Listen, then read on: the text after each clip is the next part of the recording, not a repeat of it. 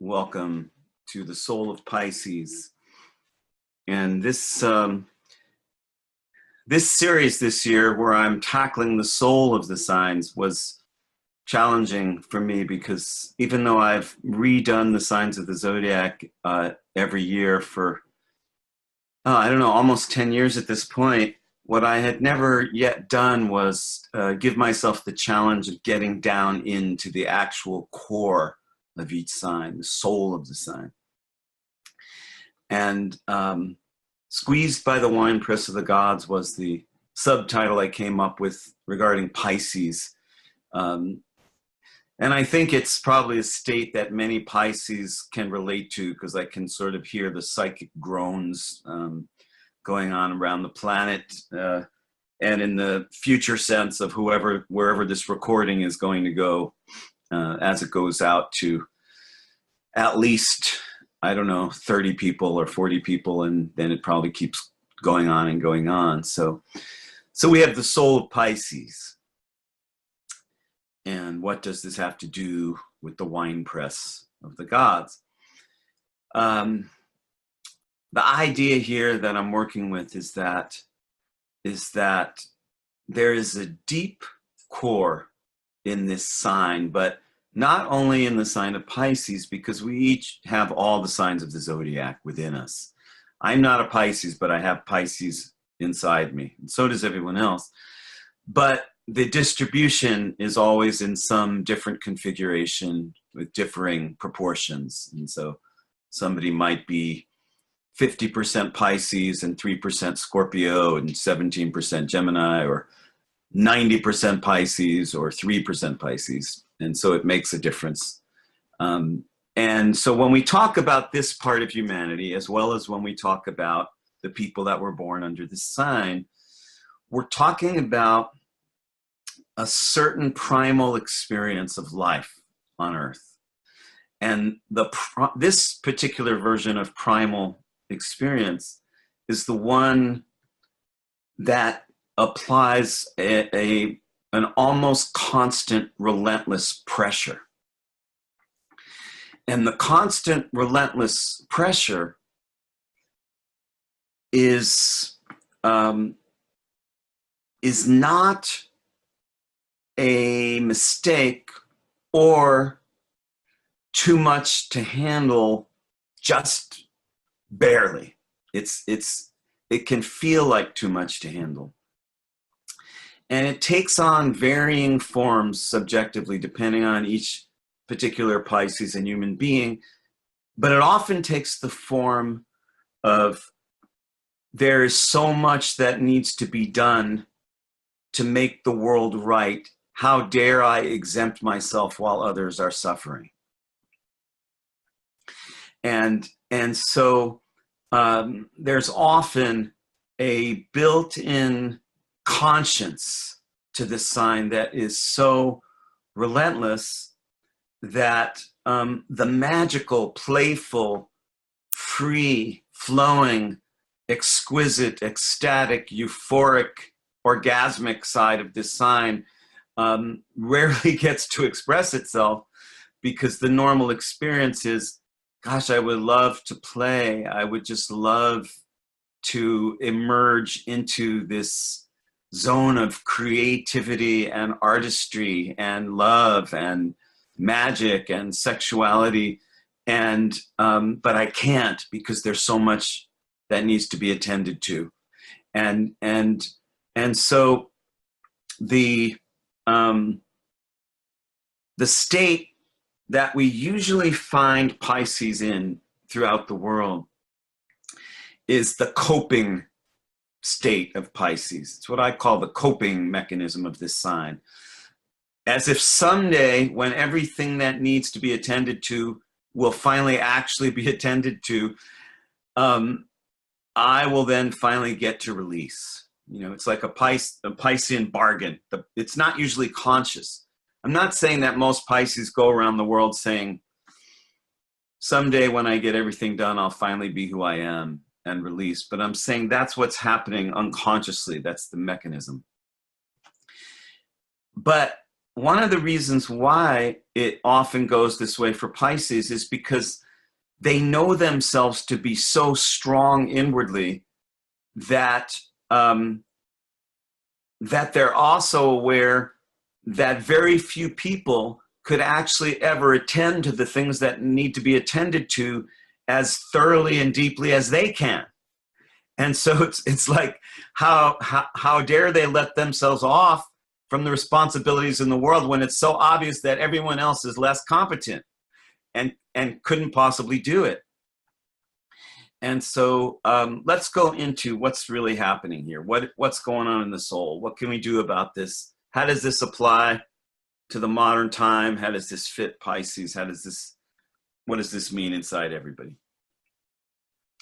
Okay, so one of the things that makes soul level astrology quite a bit different than normal traditional astrology is we see Pisces as the strongest of all the signs of the zodiac.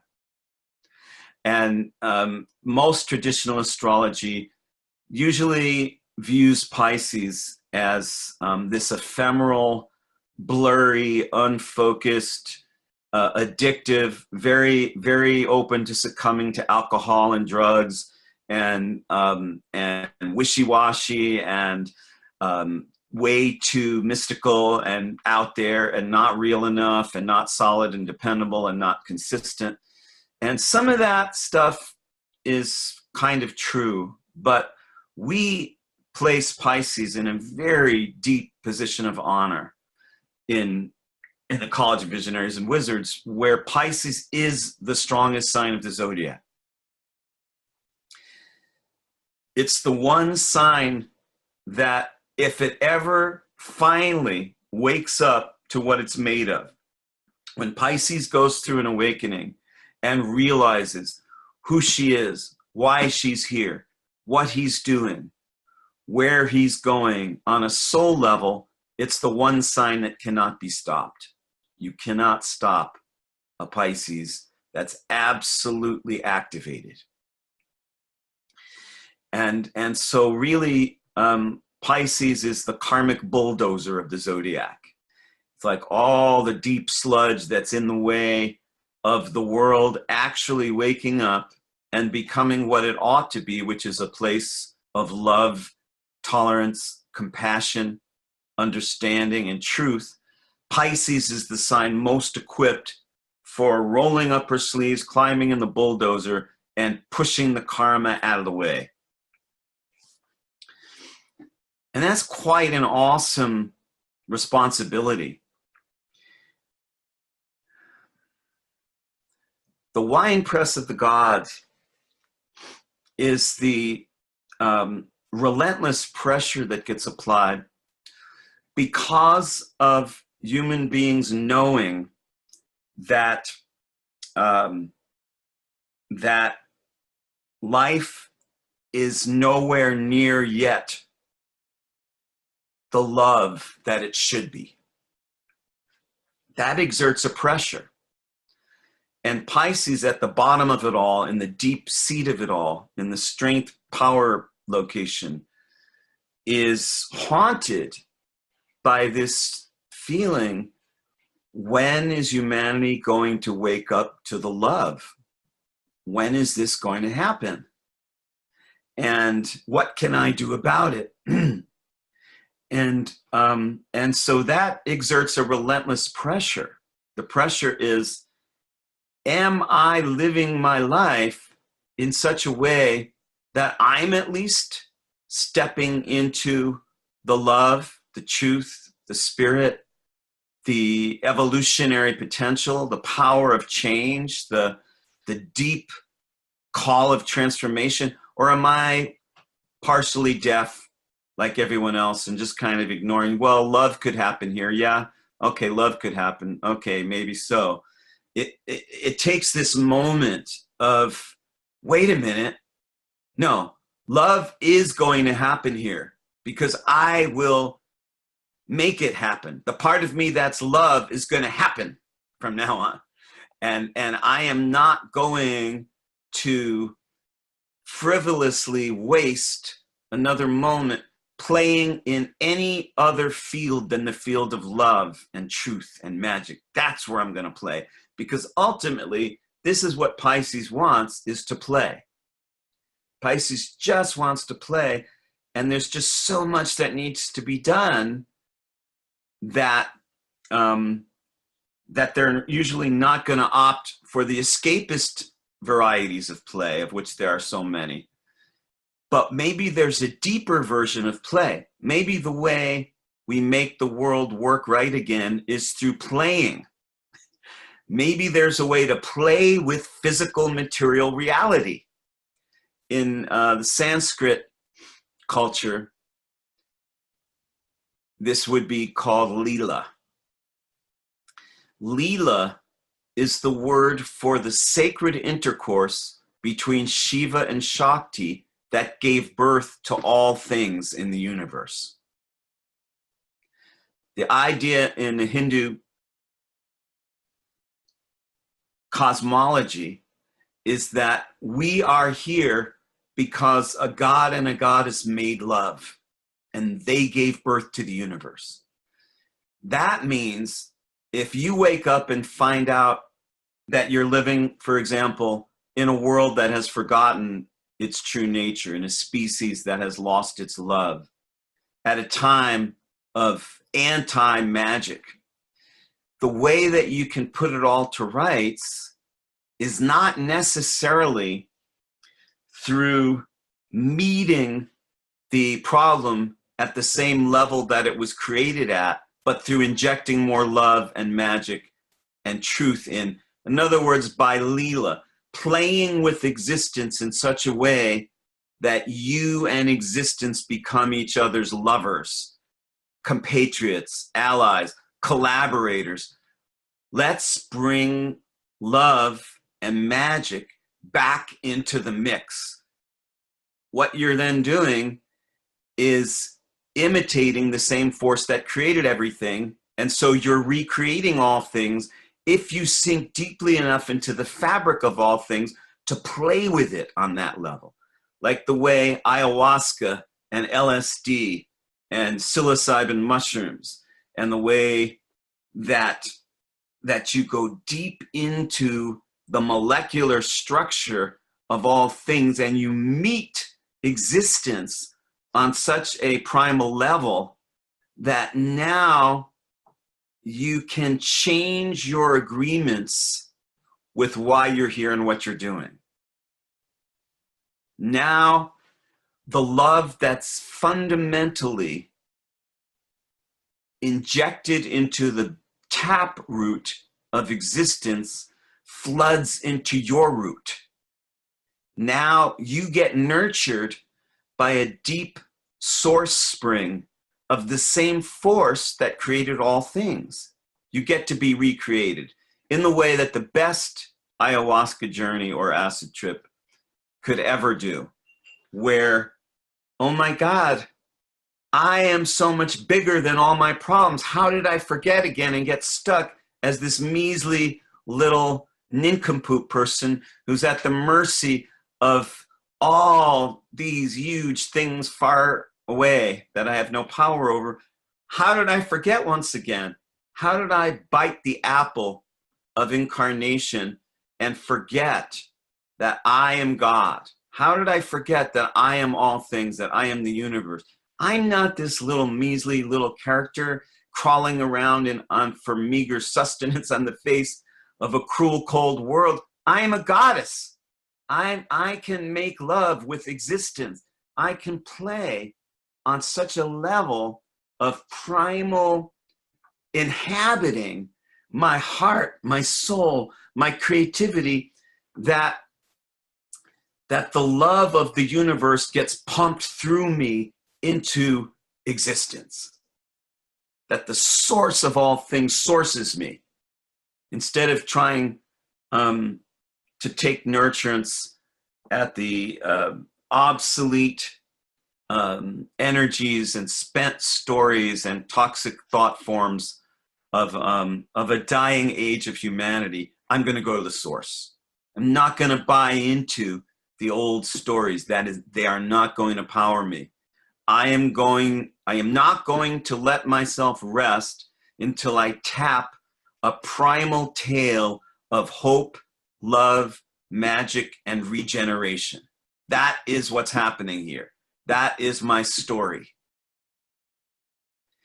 And when Pisces awakens in that way, there's this unstoppable force set in motion. It's one of the strongest forces of all. The most unstoppable of all signs of the zodiac has now awakened on a primal level to the fact that they are this magical being who can pump love and transformation into all things just by remaining open to it from below, like opening the chakras in the soles of your feet.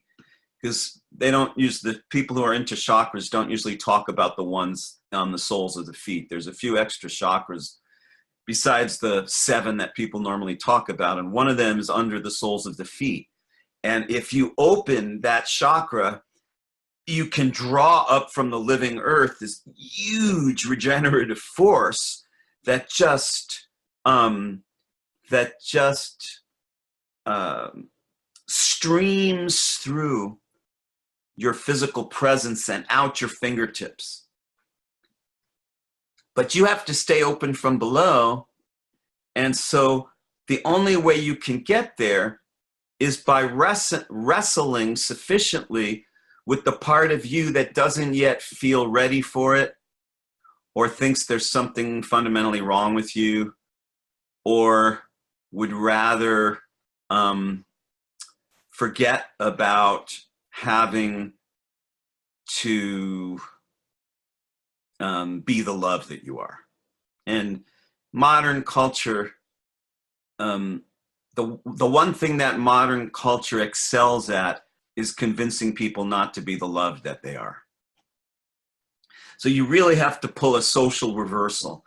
You have to contradict the hoops and obstacle course that modern society, modern education, modern media, lots of parents, lots of religions, you have to turn against the so-called common wisdom of the species in order to dare yourself to be the love that you are, because that will turn out to become the most daunting act you could ever pull in order to make it consistent.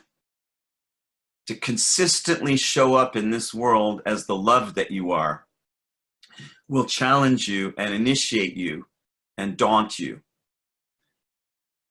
So it's understandable why so many people put that one off.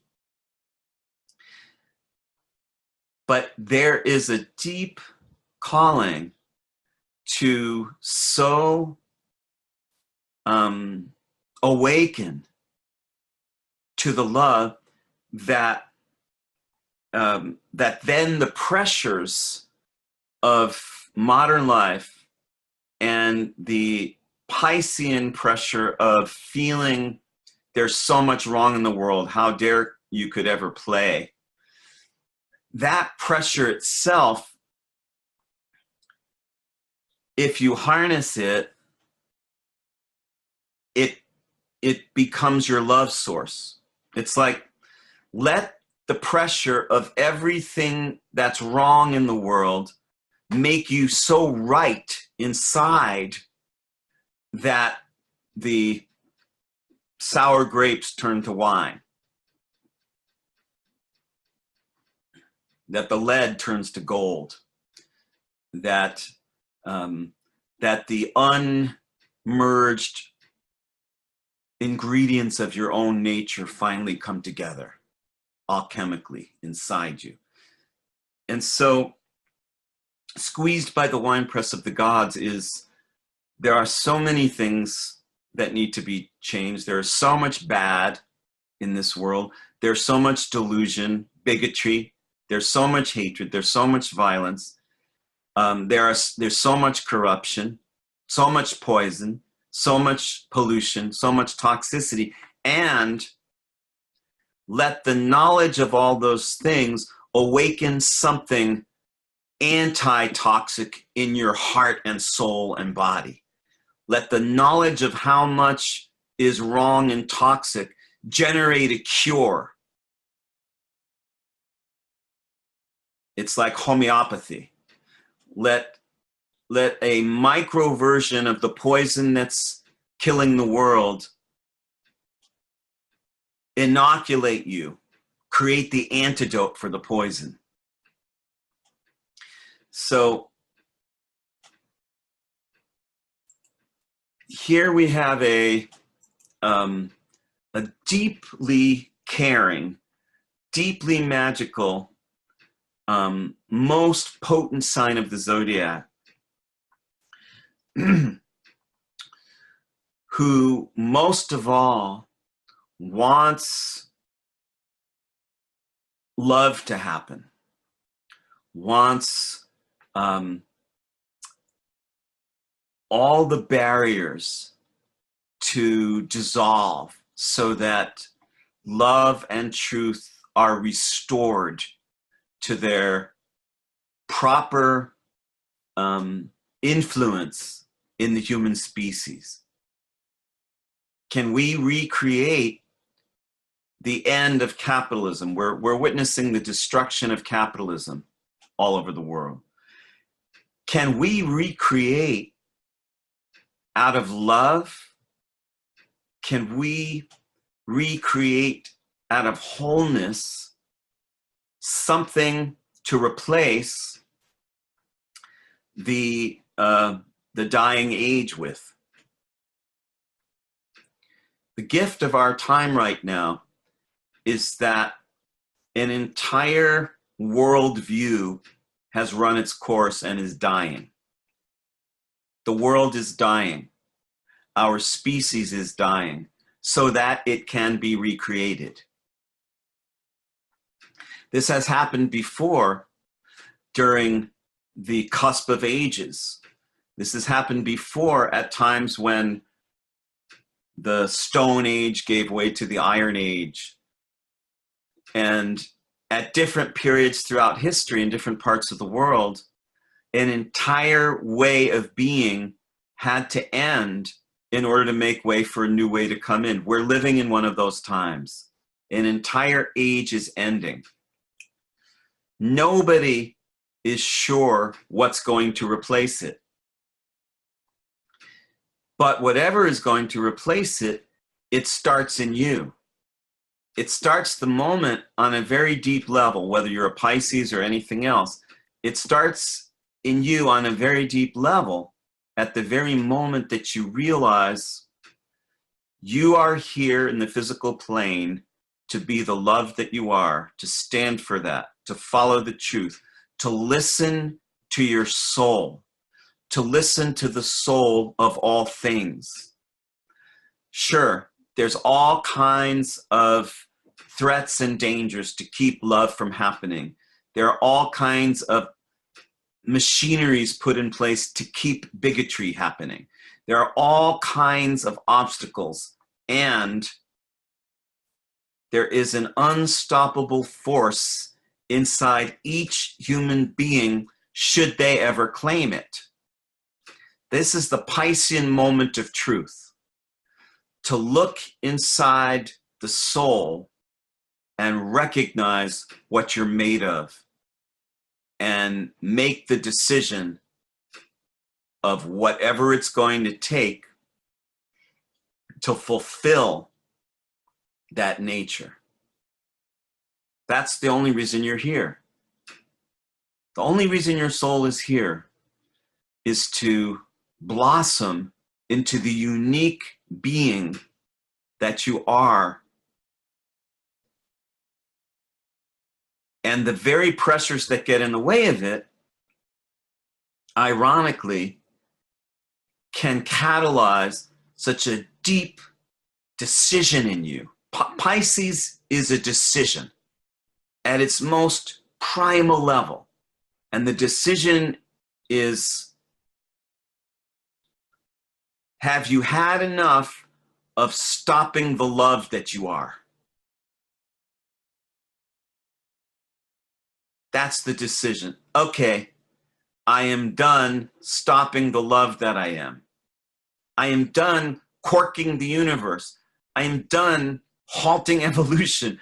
I'm done pretending that I'm some other non-loving, non-magical being here. I'm not going to be one of the half-dead, sleepwalking masses anymore. I'm going to be me here now, awake, fully alive in the physical plane. And that decision, once it's made, if it's ever made, will change your life from then on, and needs to be made over and over and over, not just once. But each time you make that decision, it needs to be made in a new way that meets the exigencies of the moment, the winepress of the gods, the new pressures. Okay, I made that decision when I was 21. Okay, when I was 73, I made that decision, but I'm 93. And guess what? I got to make it again. Okay, I'm going to be the love that I am. Yeah, everything's fucked up. Yeah, we got Donald Trump as president. I'm going to be the love that I am. I am not going to let anybody talk me out of this.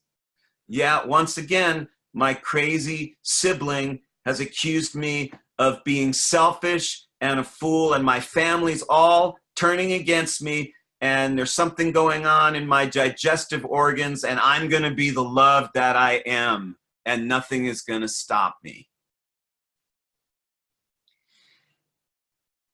And so this decision is bubbling, is in the Piscean internal currents.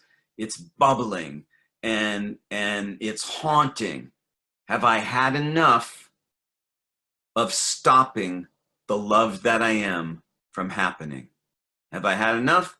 No? Okay, you want more? Okay, go another round. Take another 3 lifetimes in the human incarnational chain of events to not be the love you are.